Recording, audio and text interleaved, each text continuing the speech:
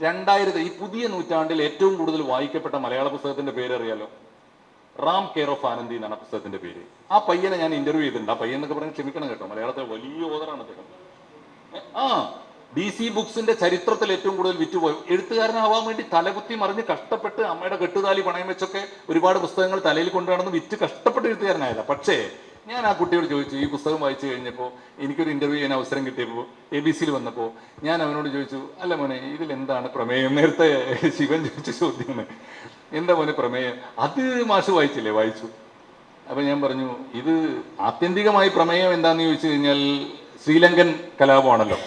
ഞാൻ ചോദിച്ചു, മോനെ 2 പുസ്തകങ്ങൾ വായിച്ചൊരു മലയാളിക്ക് നീ എന്താണ് പുതുതായിട്ട് പറയാൻ പോണത്? അത് ഏതാ മാഷെ 2 പുസ്തകം? അപ്പൊ ഞാൻ പറഞ്ഞു, സുഗന്ധി ആണ്ടാൾ ദേവനായകം എന്ന ടി ഡി രാമകൃഷ്ണന്റെ പുസ്തകം വായിച്ചവർക്ക് എന്തെങ്കിലും ഇതിൽ പുതുതായിട്ടുണ്ടോ? വേണ്ട. ചോര കിനിയുന്ന ദ്വീപുകൾ എന്ന അനിതാ പ്രതാപിന്റെ പുസ്തകം വായിച്ചവർക്ക്, യാത്രാ വിവരണം വായിച്ചവർക്ക് പോലും ഈ പുസ്തകത്തിൽ എന്തെങ്കിലും പുതുതായിട്ടുണ്ടോ എന്ന് ഞാൻ ചോദിച്ചു. ആ കുട്ടി പറഞ്ഞ ഉത്തരം കേട്ടാ മതി മാഷെ, ഇത് ബേസിക് റീഡിംഗ് ഉള്ളവർക്കുള്ളതല്ല, ബേസ്ലെസ് റീഡേഴ്സിനുള്ളതാണ്. നിങ്ങൾ ഈ പറയുന്ന സംസ്കാരം ഒന്നും അവർക്ക് വേണ്ടാന്നേ, ഇത് വിറ്റുപോയാൽ മതി. മക്കൾക്ക് ഭയങ്കര ഇഷ്ടമാണ്, നമ്മുടെയൊക്കെ കുട്ടികൾക്ക് ഇഷ്ടമാണ്. അതുകൊണ്ട് കുട്ടികൾ വായിച്ച് ചരിത്രത്തിന്റെ ഏതെങ്കിലും ചവറ്റുകൊട്ടയിൽ അവർ അറിയാതെ എന്നതുപോലെ നടിച്ച് മറന്നു വെച്ച് പോകേണ്ട സാധനങ്ങൾ അങ്ങനെ പൊയ്ക്കോളും. അതിനെക്കുറിച്ച് നമ്മൾ വേവലാതിപ്പെടേണ്ട. പക്ഷെ ബാക്കിയാവുന്ന വല്ലതും ഉണ്ടോ എന്ന് നോക്കണം. അങ്ങനെ നോക്കുമ്പോൾ നേരത്തെ ടീച്ചർ പറഞ്ഞൊരു കാര്യത്തോട് ഞാൻ ചേർത്ത് പറയട്ടെ. ടീച്ചർ MT വാസുദേവൻ നായരെ വിമർശിച്ച കാലത്ത് ടീച്ചർക്ക് വലിയ വിമർശനങ്ങൾ വന്നില്ലേ? വലിയ ഭീഷണി വന്നില്ലേ? MT വാസുദേവൻ നായരെ അടപടലം ആക്രമിച്ചുകൊണ്ട് 2 പെണ്ണെഴുത്തുകാർ എഴുതിയില്ലേ പുസ്തകം, MT സ്പേസ്? അവർ വാഴ്ത്തപ്പെടുകയല്ലേ? മലയാളത്തിൽ ഇന്നത്തെ ഏറ്റവും കൂടുതൽ സെലിബ്രിറ്റീസ് ആരാ? അവർ 2 പേരുവാ. ദീദി ദാമോദരൻ ഞങ്ങളുടെ കൂടെയാണ്, ഞങ്ങൾ തൊട്ടടുത്ത, എൻ്റെ വീടിനടുത്താണ് ജോലി ചെയ്യുന്നത്. T ദാമോദരന്റെ മോളാണ് ദീദി ദാമോദരനും ലക്ഷ്മിക്കുട്ടിയും. മഹാബിംബങ്ങൾ തകർന്നു പോകുന്ന കാലത്ത് തകരണ്ടേ? നമുക്ക് പേടിയായിരുന്നു, മടിയായിരുന്നു. ഈ പറഞ്ഞ മീഡിയ മുഴുവൻ അദ്ദേഹത്തിന്റെ തലയിലായിരുന്നു, മാതൃഭൂമി അദ്ദേഹത്തിന്റെ തലയിലായിരുന്നു. ഇന്ന് ഈ പരിപാടി ഉദ്ഘാടനം ചെയ്യേണ്ടിയിരുന്ന C രാധാകൃഷ്ണൻ സാറ് ഒരു അഭിമുഖത്തിൽ പറഞ്ഞിട്ടുണ്ട്, MT വാസുദേവൻ നായർ പത്രാധിപരായിരിക്കുമ്പോൾ എന്തോ അദ്ദേഹം 40 കൊല്ലത്തിന്റെ ഒരു കണക്ക് പറഞ്ഞു. 40 കൊല്ലക്കാലം എൻ്റെ ഒരു ചെറുകഥ പോലും മാതൃഭൂമി ആഴ്ചപ്പതിപ്പിൽ വന്നിട്ടില്ല. അങ്ങനെ എഴുത്തുകാരൻ എന്ത് വിളിക്കണം? ഞാൻ OV വിജയൻ സാറിനെ എനിക്ക് ഇതുപോലെ ഇന്റർവ്യൂ ചെയ്യാൻ അവസരം കിട്ടിയിട്ടുണ്ട്. എന്നറിയോ? ഇന്ത്യയുടെ മോചനം ഇസ്ലാമിലൂടെ സമ്മേളനം ഉദ്ഘാടനം ചെയ്യാൻ വന്നപ്പോൾ കോഴിക്കോട്ട് ഞാനന്ന് മലബാർ പാലസിൽ പോയി കണ്ടു.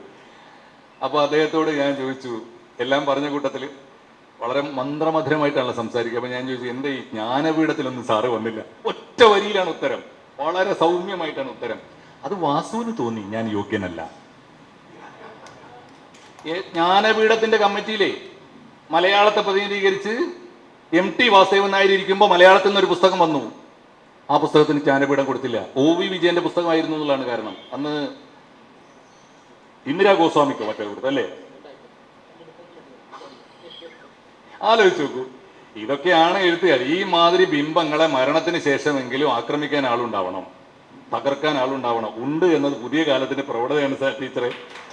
അത് ഞാൻ പോസിറ്റീവായിട്ട് കാണുന്നത് അതുകൊണ്ടാണ് ഞാൻ പറഞ്ഞത്. അതുകൊണ്ട് പോകേണ്ടത് പോയിക്കോളും, വരേണ്ടത് വന്നോളും. നമ്മൾ ചെയ്യേണ്ട ഒരു കാര്യം വളരെ ശരിയാണ്. ബോധപൂർവമായ ഇടപെടലുകൾ ഈ രചനാമണ്ഡലത്തിൽ നടത്താൻ തപസ്യക്ക് എന്തുമാത്രം കഴിയുമോ എന്ന് വെച്ചാൽ ഈ അനുഭവത്തിന്റെ മൂല്യം, ഈ മണ്ണിന്റെ പുണ്യം, ഒപ്പം മാനവികതയുടെ മഹാകാശം, ദൈവത്തെക്കാളും മഹത്തരമാണ് മനുഷ്യന്റെ മനസ്സ്. അതാണല്ലോ ഗീത ചിന്ത. അത് പറഞ്ഞതിനാണ് എൻ്റെ നേരെ. ഞാനിപ്പോൾ ഇത് കേട്ട് ശീലിച്ചുകൊണ്ട് എനിക്ക് ഉറക്കം വരാത്ത പ്രശ്നമൊന്നുമില്ല. ഞാൻ പറഞ്ഞതാ, പ്രപഞ്ചസാരം മുഴുവൻ ശിഷ്യനോട് പറഞ്ഞു കൊടുത്തിട്ട് അവസാനം അർജുന പറയേണ്ടത് മുഴുവൻ ഞാൻ പറഞ്ഞു തന്നു, കേട്ടല്ലോ. ഇനി ഞാൻ പറഞ്ഞതുപോലെ ഞാൻ ദൈവത്തിന്റെ വചനം പറഞ്ഞിരിക്കുന്നു, അതുപോലെ അനുസരിച്ച് ജീവിച്ചോണം, അല്ലെങ്കിൽ സ്വർഗം നരകം എന്നല്ല. കമ്പോട് കമ്പ് ഞാൻ പറഞ്ഞു തന്നതിനെ വിമർശിച്ചു കൊള്ളുക, അല്ലേ? വിമർശയിത തശേഷേണ. എന്നിട്ടോ അവസാനം നിനക്ക് എന്താണോ ബോധ്യം വരുന്നത് അത് ചെയ്തോടാണ് എന്ന് പറഞ്ഞാൽ ദൈവവചനത്തെക്കാൾ മഹത്തരമാണ് മനുഷ്യന്റെ ബുദ്ധി എന്ന് തീരുമാനിക്കുന്ന ഒരു ദർശനമുണ്ടല്ലോ, ഭാരതത്തിന്റെ ദർശനം. ഈ ദർശനം അങ്ങനെ തോറ്റുപോകുമെന്ന് വിചാരിക്കേണ്ടതില്ല. അത് പുതിയ പുതിയ വഴികളിലൂടെ പുതിയ കാലത്ത് വന്നുകൊണ്ടിരിക്കും. ഒറ്റ വാക്കുകൂടി ഓർത്തിരിക്കുക. ഞാൻ ഈ കഴിഞ്ഞ ആഴ്ചയിൽ പോയി കണ്ട ഒരു വലിയ മനുഷ്യന്റെ പേര് ശ്രീധർ വെമ്പൂന. സോഹോ ഇൻകോർപ്പറേഷൻ അറിയാലോ? സോഹോ. ചൈനയിൽ മുഴുവൻ സോഹോ സോഹോ എന്ന് മുദ്രാവാക്യം വിളിക്കുക. ലോകം മുഴുവൻ ആ പാട്ട് പാടുക. എന്ന് വെച്ചാൽ ലോകത്തിന്റെ ശക്തി ടെക്നോളജി ആണെങ്കിൽ ആ ടെക്നോളജിയുടെ ആചാര്യനായി ലോകം മുഴുവൻ വാഴ്ത്തുന്ന ഒരാൾ ഈ കൊല്ലത്ത് നിന്നാണ് കടന്നാൽ തമിഴ്നാട്ടിലെ ചെങ്കോട്ടയിലുണ്ട്. ആ മനുഷ്യന്റെ പ്രത്യേകത എന്താണെന്ന് വെച്ചാൽ അദ്ദേഹം സിലിക്കൺ വാലിയിൽ നിന്നില്ല, അവിടുത്തെ പ്രോഡക്റ്റാ. അവിടെ നിന്നില്ല, എൻ്റെ ഭാരതാംബ എന്നെ വിളിക്കുന്നു എന്ന് പറഞ്ഞ് തിരിച്ചു വന്നയാളാ.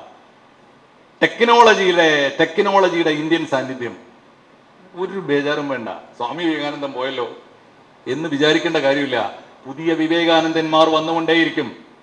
പുതിയ ടെക്നോളജിയിലെ ഗുരുക്കന്മാർ വന്നുകൊണ്ടിരിക്കും. ഞാൻ ശുഭാപ്തി വിശ്വാസത്തോടെയാണ് ഇന്ത്യൻനെസ്സിൽ വിശ്വാസം അർപ്പിക്കുന്നത്. അത് എന്ന് മാത്രമേ പറഞ്ഞുകൊള്ളുന്നു. തീർച്ചയായിട്ടും ഈ ചർച്ച വളരെ വളരെ ഇൻഫർമേറ്റീവ് ആയിരുന്നു എന്നാണ് ഞാൻ വിചാരിക്കുന്നത്. തപസ്യക്ക് ഈ ഒരു ലാൻഡേണുമായിട്ട് മുന്നോട്ട് പോകാൻ സാധിക്കട്ടെ.